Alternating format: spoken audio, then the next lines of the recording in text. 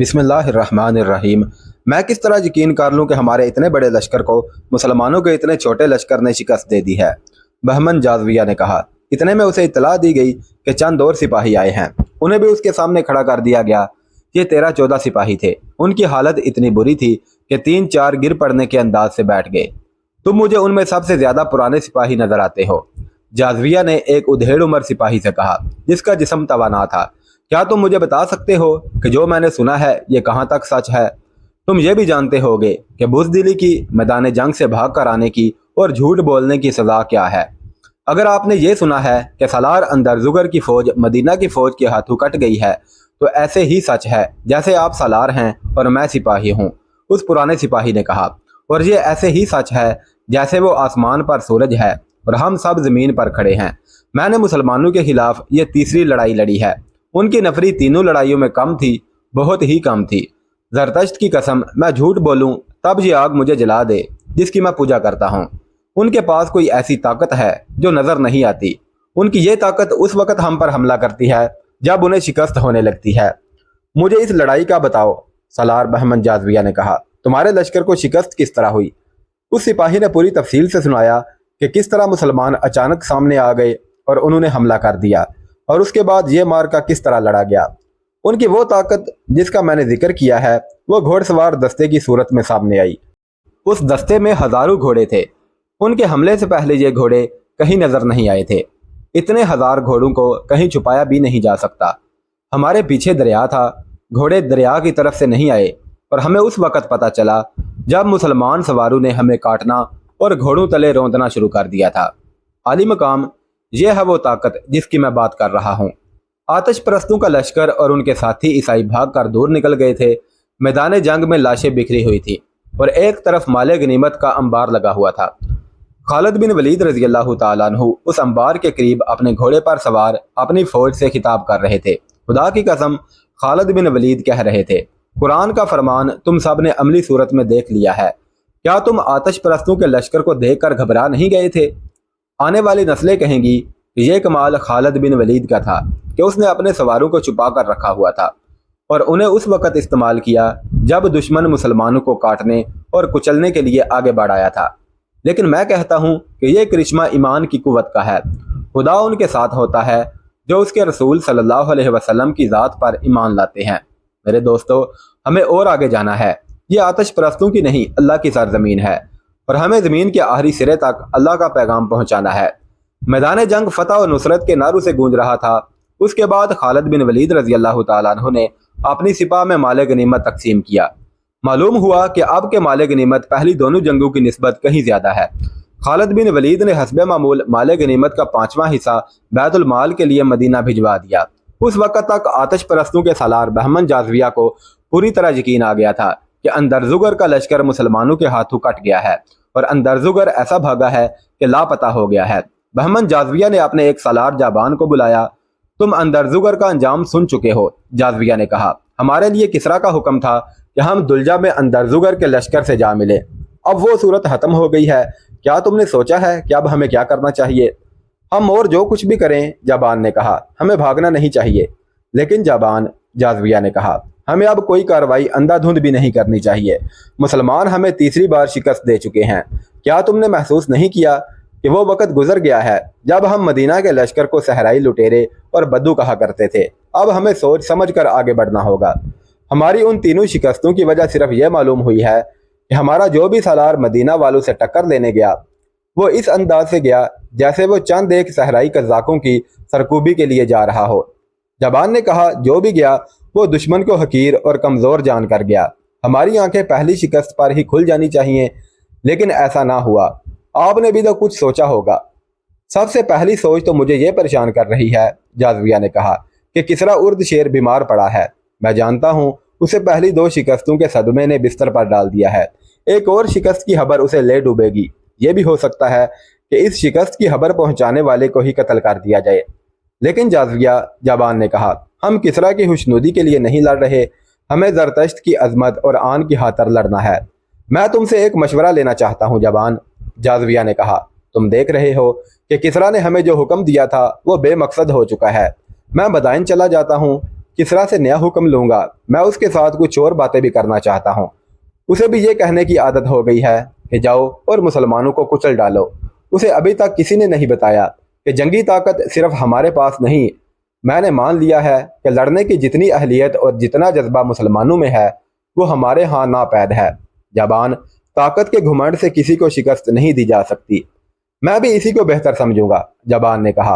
आप कूच को रोक दें और मदाइन चले जाएं। कूच रोक दो, जाज़विया ने हुक्म के लहजे में कहा। लश्कर को यहीं हमदन कर दो, मेरी वापसी तक तुम लश्कर के सालार होगे। अगर आपकी गैर हाजिरी में मुसलमान यहाँ तक पहुँच जाएं या उनसे आमना सामना हो गया तो मेरे लिए आपका क्या हुक्म है? जाबाद ने कहा, क्या मैं उनसे लड़ूं या आपके आने तक जंग शुरू ना करूं? तुम्हारी कोशिश ये होनी चाहिए कि मेरी वापसी तक तसादुम ना हो, जाज़विया ने कहा। आतिश परस्तों के लश्कर का कूच रोककर उसे वहीं हमदन कर दिया गया और बहमन जाज़विया अपने मुहाफिज दस्ते के चंद एक घोड़सवारों को साथ लेकर मदाइन रवाना हो गया। बकर बिन वाइल की बस्तियों में एक तरफ गिरिया उजारी थी और दूसरी तरफ जोशो खरोश और जज्बा इंतकाम की ललकार। उस ईसाई कबीले के वो हजारों आदमी जो ललकारते और नारे लगाते हुए आतिश परस्त लश्कर के साथ मुसलमानों को फारस की सरहद से निकालने गए थे, वो मैदान जंग से भागकर अपनी बस्तियों को चले गए थे। ये वो थे जो जिंदा निकल गए थे। उनके कई साथी मारे गए थे। उनमें बाज जख्मी थे जो अपने आप को घसीटते आ रहे थे मगर रास्ते में मर गए थे। ये ईसाई जब सर झुकाए हुए अपनी बस्तियों में पहुंचने लगे तो घर घर से औरतें, बच्चे और बूढ़े बाहर निकल आए। उन शिकस्त होरदा टोलियों में औरतें अपने बेटों, भाइयों और हामदों को ढूंढने लगी। बच्चे अपने अपने बापू को देखते फिर रहे थे। उन्हें पहला सदमा तो ये हुआ कि वो पिट कर लौटे थे। बस्तियों में औरतों की आहो-फगां सुनाई देने लगी। वो ऊंची आवाज से रोती थी। फिर तुम जिंदा क्यों आ गए? एक औरत ने शिकस्त खाकर आने वालों से चिल्ला चिल्ला कर कहा। तुम उनके खून का बदला लेने के लिए वहीं क्यों नहीं रहे?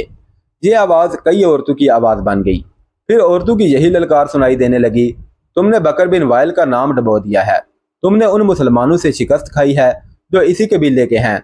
जाओ और शिकस्त का इंतकाम लो। मुसन्ना बिन हारसा का सर काट कर लाओ जिसने एक ही कबीले को दो धड़ों में काट दिया है। मुसन्ना बिन हारसा उसी कबीले के एक सरदार थे। उन्होंने कुछ अरसे पहले इस्लाम कबूल कर लिया था और उनके जेरे असर उस कबीले के हजारों लोग मुसलमान हो गए थे। उन मुसलमानों में से कई खालिद बिन वलीद रजी अल्लाह तआला अन्हु की फौज में शामिल हो गए थे। इस तरह एक ही कबीले के लोग एक दूसरे के खिलाफ सफ आरा हो गए थे। तिबरी और इब्ने कतैबा ने लिखा है कि शिकस्त होरदा ईसाई अपनी औरतों के तानू और उनकी ललकार से मुतासर होकर मुसलमानों के खिलाफ लड़ने के लिए तैयार हो गए। बेशतर मुअर्रखीन ने लिखा है कि ईसाइयों को इसलिए भी तैश आया था कि उनके अपने कबीले के कई ऐसे अफराद ने इस्लाम कबूल कर लिया था जिनकी कोई हैसियत ही नहीं थी, लेकिन वही अफराद इस्लामी फौज में जाकर ऐसी ताकत बन गए थे कि फारस जैसी ताकतवर शहनशाही को ना सिर्फ ललकार रहे थे बल्कि उसे तीसरी शिकस्त भी दे चुके थे। अब उन लोगों को अपने मजहब में वापस लाना बहुत मुश्किल है। बकर बिन वाइल के एक सरदार अब्दुल असवद अजली ने कहा, उनका एक ही इलाज है कि उन्हें कत्ल कर दिया जाए। अब्दुल असवद बनु अजलान का सरदार था। यह भी बकर बिन वाइल की शाख थी, इसलिए वो अजली कहलाता था। माना हुआ जंगजू ईसाई था। क्या तुम मुसलमानों के कत्ल को आसान समझते हो? एक बूढ़े ईसाई ने कहा। मैदान जंग में तो तुम उन्हें पीठ दिखा आए हो। मैं एक मशवरा देता हूँ, इस कबीले के एक और बड़े ने कहा। हमारे साथ जो मुसलमान रहते हैं उन्हें ख़त्म कर दिया जाए। पहले उन्हें कहा जाए कि ईसाइयत में वापस आ जाएं। अगर इनकार करें तो उन्हें खुफिया तरीकों से कत्ल कर दिया जाए। नहीं, अब्दुल असवद ने कहा, क्या तुम भूल गए हो कि हमारे कबीले के उन मुसलमानों ने खुफिया कार्रवाइयों से फारस की शहनशाही में कैसी तबाही मचाई थी? उन्होंने कितनी दलेरी से फारस की फौजी चौकियों पर हमले किए थे। उन्होंने किसरा की रियाया होकर किसरा की फौज के कई कमानदारों को कत्ल कर दिया था। अगर तुमने यहाँ किसी एक मुसलमान को खुफिया तरीके से कत्ल किया तो मुसन्ना बिन हारसा का गिरोह खुफिया तरीकों से तुम्हारे बच्चों को कत्ल कर जाएगा और तुम्हारे घरों को आग लगा देगा। उनमें से कोई भी तुम्हारे हाथ नहीं आएगा। फिर हम इंतकाम किस तरह लेंगे? एक ने पूछा। तुम्हारे लिए तो इंतकाम बहुत ही जरूरी है, क्योंकि तुम्हारे दो जवान बेटे दुलजा की लड़ाई में मुसलमानों के हाथों मारे गए हैं। शहनशाह फारस और मुसलमानों की अपनी जंग है। अब्दुल असवद ने कहा, हम अपनी जंग लड़ेंगे, लेकिन फारस की फौज की मदद के बगैर शायद हम मुसलमानों को शिकस्त नहीं दे सकेंगे। अगर तुम लोग मुझे इजाज़त दो तो मैं मदाइन जाकर शहनशाह फारस से मिलूंगा। मुझे पूरी उम्मीद है कि वो हमें मदद देगा। अगर उसने मदद ना दी तो हम अपनी फौज बनाकर लड़ेंगे। تم ٹھیک کہتے ہو، مجھے مسلمانوں سے اپنے 2 بیٹوں کے خون کا حساب چکانا ہے۔ عیسائیوں کے سرداروں نے اسی وقت فیصلہ کر لیا کہ جس قدر لوگ مسلمانوں کے خلاف لڑنے کے لیے تیار ہو سکیں، وہ دریائے فرات کے کنارے الیس کے مقام پر اکٹھے ہو جائیں اور ان کا سردار اعلیٰ عبد الاسود اجلی ہوگا۔ قبیلہ بکر بن وائل اور اس کے ذیلی قبیلوں کے جذبات بھڑکے ہوئے تھے، ان کے زخم تازہ تھے۔ مسلمانوں کے ہاتھوں ہلاک ہونے والوں کے گھروں میں ماتم ہو رہا تھا۔ ان حالات میں اور اس جذباتی کیفیت میں نوجوان بھی اور وہ بوڑھے بھی جو اپنے آپ کو لڑنے کے قابل سمجھتے تھے، لڑنے کے لیے نکل آئے۔ یہ لوگ اس قدر بھڑکے ہوئے تھے کہ جوان لڑکیاں بھی مردوں کے دوش بدوش لڑنے کے لیے تیار ہو گئیں۔ عراقی عیسائیوں کے عزائم، جنگی تیاریاں اور الیس کے مقام پر ان کا ایک فوج کی صورت میں اجتماع خالد بن ولید رضی اللہ تعالیٰ عنہ سے پوشیدہ نہیں تھا۔ خالد بن ولید کی فوج وہاں سے دور تھی، لیکن انہیں دشمن کی ہر نقل و حرکت کی اطلاع مل رہی تھی۔ ان کے جاسوس ہر طرف پھیلے ہوئے تھے۔ عیسائیوں کے علاقے میں عرب کے مسلمان بھی رہتے تھے۔ ان کی ہمدردیاں مدینہ کے مسلمانوں کے ساتھ تھیں۔ مسلمانوں کی فتوحات کو دیکھ کر انہیں آتش پرستوں سے آزادی اور دہشت گردی سے نجات بڑی صاف نظر آنے لگی تھی۔ وہ دل و جان سے مسلمانوں کے ساتھ تھے۔ وہ کسی کے حکم کے بغیر خالد بن ولید رضی اللہ تعالیٰ عنہ کے لیے جاسوسی کر رہے تھے۔ خالد بن ولید رضی اللہ تعالیٰ عنہ کے لشکر کے حوصلے بلند تھے۔ اتنی بڑی جنگی طاقت پر مسلسل 3 فتوحات نے اور بے شمار مال غنیمت نے اور اسلامی جذبے نے ان کے حوصلوں کو تر و تازہ رکھا ہوا تھا، لیکن خالد بن ولید رضی اللہ تعالیٰ عنہ جانتے تھے کہ ان کے مجاہدین کی جسمانی حالت ٹھیک نہیں۔ مجاہدین کے لشکر کو آرام ملا ہی نہیں تھا۔ وہ کوچ اور پیش قدمی کی حالت میں رہے یا میدان جنگ میں لڑتے رہے تھے۔ انہیں مکمل آرام کرنے دو، خالد بن ولید اپنے سالاروں سے کہہ رہے تھے۔ ان کی ہڈیاں بھی دکھ رہی ہوں گی، جتنے بھی دن ممکن ہو سکا میں انہیں آرام کی حالت میں رکھوں گا، اور ان دستوں کو بھی یہی بلا لو جنہیں ہم دجلہ کے کنارے دشمن پر نظر رکھنے کے لیے چھوڑ آئے تھے۔ تم میں مجھے مثنہ بن حارثہ نظر نہیں آ رہا۔ وہ گزشتہ رات سے نظر نہیں آیا، ایک سالار نے جواب دیا۔ ایک گھوڑے کے ٹاپ سنائی دیے جو قریب آ رہے تھے۔ گھوڑا خالد بن ولید رضی اللہ تعالیٰ عنہ کے خیمے کے قریب آ کر رکا۔ مثنہ بن حارثہ آیا ہے، کسی نے خالد بن ولید کو بتایا۔ مثنہ گھوڑے سے کود کر اترے اور دوڑتے ہوئے خالد بن ولید کے خیمے میں داخل ہوئے۔ تجھ پر اللہ کی رحمت ہو ولید کے بیٹے، مثنہ نے پرجوش آواز میں کہا، اور بیٹھنے کی بجائے خیمے میں ٹہلنے لگا۔ خدا کی قسم ابن حارثہ، خالد بن ولید نے مسکراتے ہوئے کہا، تیری چال ڈھال اور تیرا جوش بتا رہا ہے کہ تجھے کہیں سے خزانہ مل گیا ہے۔ خزانے سے زیادہ قیمتی خبر لایا ہوں ابن ولید، مثنہ بن حارثہ نے کہا۔ میرے قبیلے کے عیسائیوں کا ایک لشکر تیار ہو کر الیس کے مقام پر جمع ہونے کے لیے چلا گیا ہے۔ ان کے سرداروں نے دروازے بند کر کے ہمارے خلاف جو منصوبہ بنایا ہے وہ مجھ تک پہنچ گیا ہے۔ کیا یہی خبر لانے کے لیے تو رات سے کسی کو نظر نہیں آیا؟ خالد بن ولید نے پوچھا۔ ہاں، مثنہ بن حارثہ نے جواب دیا، وہ میرا قبیلہ ہے۔ میں جانتا تھا کہ میرے قبیلے کے لوگ انتقام لیے بغیر چین سے نہیں بیٹھیں گے۔ میں اپنا حلیہ بدل کر ان کے پیچھے چلا گیا تھا۔ جس مکان میں بیٹھ کر انہوں نے ہمارے خلاف لڑنے کا منصوبہ بنایا ہے، میں اس کے ساتھ والے مکان میں بیٹھا ہوا تھا۔ میں وہاں سے پوری خبر لے کر نکلا ہوں۔ دوسری اطلاع یہ ہے کہ ان کے سردار اس مقصد کے لیے مدائن چلے گئے ہیں اور وہ ارد شیر سے فوجی مدد لے کر ہم پر حملہ کریں گے۔ تو اس کا مطلب یہ ہوا کہ میں اپنے لشکر کو آرام کی مہلت نہیں دے سکوں گا۔ خالد بن ولید رضی اللہ تعالیٰ عنہ نے کہا، کیا تم پسند نہیں کرو گے کہ جس طرح ہم نے دلجہ میں آتش پرستوں کو تیاری کی مہلت نہیں دی تھی، اسی طرح ہم عیسائیوں اور آتش پرستوں کے اجتماع سے پہلے ہی ان پر حملہ کر دیں؟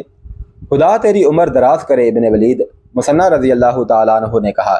طریقہ یہی بہتر ہے کہ دشمن کا سر اٹھنے سے پہلے ہی کچل دیا جائے۔ خالد بن ولید نے اپنے دوسرے سالاروں کی طرف دیکھا جیسے وہ ان سے مشورہ مانگ رہے ہوں۔ ہونا تو ایسا ہی چاہیے، سالار عاصم بن عمر نے کہا، لیکن لشکر کی جسمانی حالت دیکھ لیں، کیا ہمارے لیے یہ فائدہ مند نہ ہوگا کہ کم از کم 2 دن لشکر کو آرام کرنے دیں؟ ہاں ابن ولید، دوسرے سالار عدی بن حاتم نے کہا، کہیں ایسا نہ ہو کہ پہلی 3 فتوحات کے نشے میں ہمیں شکست کا منہ دیکھنا پڑے۔ ابن حاتم، خالد بن ولید نے کہا، میں تیرے اتنے اچھے مشورے کی تعریف کرتا ہوں، لیکن یہ بھی سوچ کہ ہم نے 2 دن عیسائیوں کو دے دیے تو کیا ایسا نہیں ہوگا کہ فارس کا لشکر ان سے آ ملے گا؟ ایسا بھی ہو سکتا ہے، عدی بن حاتم نے کہا، لیکن بہتر یہ ہوگا کہ آتش پرستوں کے لشکر کو آنے دیں۔ یوں بھی تو ہو سکتا ہے کہ ہم بکر بن وائل کے عیسائیوں سے الجھے ہوئے ہوں اور آتش پرست عقب سے ہم پر آ پڑیں۔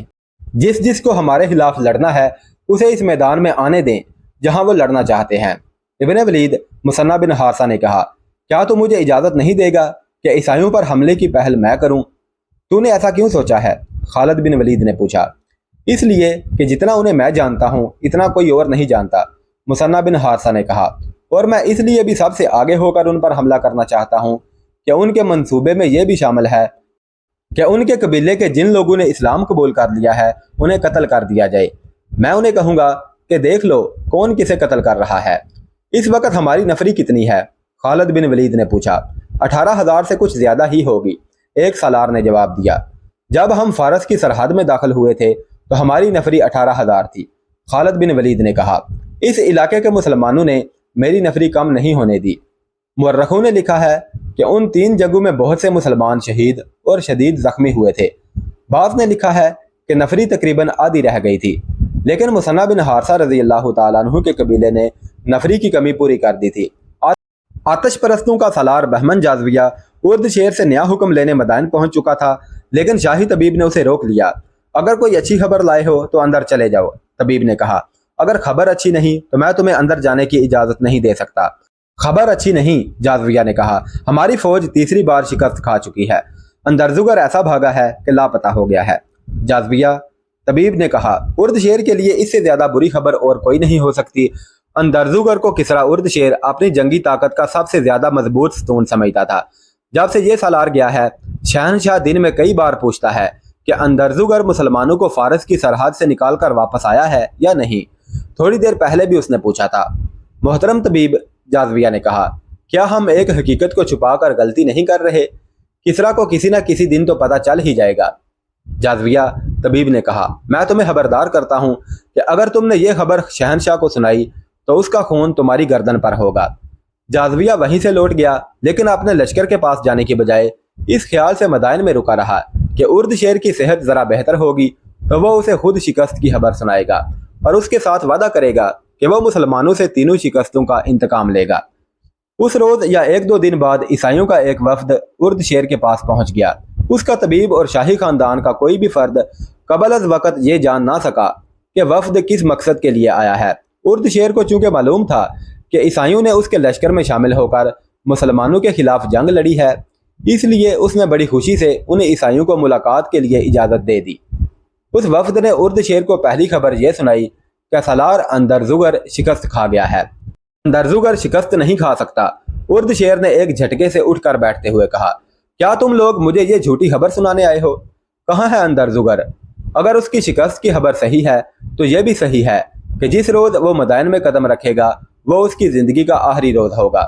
ہم جھوٹی خبر سنانے نہیں آئے، وفد کے سربراہ نے کہا۔ ہم آپ کی اس تیسری شکست کو فتح میں بدلنے کا عہد لے کر آئے ہیں، لیکن آپ کی مدد کے بغیر ہم کامیاب نہیں ہو سکتے۔ ارد شیر کچھ دیر چپ چاپ خلا میں گھورتا رہا۔ اس کی بیماری بڑھتی جا رہی تھی، وہ بہت کمزور ہو چکا تھا، دواؤں کا اس پر الٹا اثر ہو رہا تھا۔ اب تیسری شکست کی خبر نے رہی سہی کسر بھی پوری کر دی۔ اس کا طبیب اس کے پاس کھڑا تھا۔ کسرا کو اس وقت آرام کی ضرورت ہے، طبیب نے کہا۔ معزز مہمان اس وقت چلے جائیں تو کسرا کے لیے بہتر ہوگا۔ عیسائیوں کا وفد اٹھ کھڑا ہوا۔